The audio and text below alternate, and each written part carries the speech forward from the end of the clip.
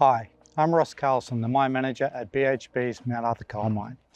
We produce around 15 million tonnes of coal each year with a mix of washed and bypassed coal through our coal processing plant. To maintain the coal processing plant, it is necessary to undertake tasks in parts of the plant while continuing operations in the remainder of the plant. Ineffective isolation can cause serious workplace incidents and injuries. Due to the complex nature of operating coal processing plants, we rely on the competence of our teams to correctly identify and isolate all energy sources. It is important to establish clear isolation and restoration of energy processes with specific procedures for each task. Isolation of energy sources in plant and infrastructure is equally important in all areas of operation to ensure our people go home safe every day. Isolating equipment before maintenance work is undertaken is essential for worker safety.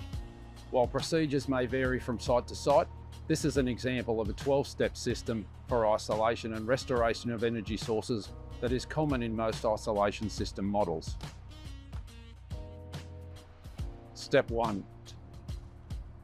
Identifying all the energy sources that is needed to be isolated is vital. Start by considering the energies affected by the task to be completed. For example, look for moving or rotating parts of machinery, pressurized fluids, supported masses, springs under tension, and electrical energy. Consider also the potential for energy to come from both upstream and downstream of your work location.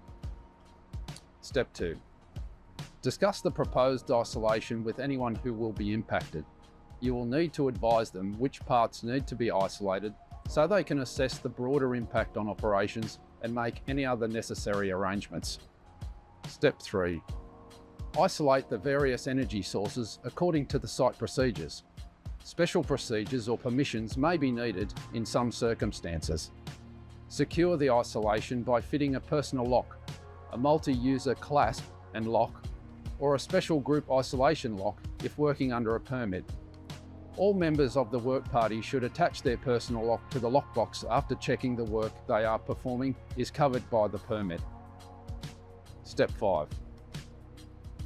Verify the isolation is effective. For example, make sure all pressure has been dissipated by checking pressure gauges or checking that the plant cannot start by trying to start it. Step 6. Now the work can begin. Be sure to stay within the designated work area. If additional work is required that was not identified in the work permits, the job may need to be stopped and changes to the work permit made. Step 7. Once the work is complete, check the work area is free of tools and materials and is ready for energy to be restored. Step 9. Ensure the work area is cleared of personnel so they can go back to the isolation point to remove their locks. Also, ensure all safeguards removed during the work activity are put back in place. Step 10. Locks can now be removed. It's important that workers only remove their own locks and not anyone else's.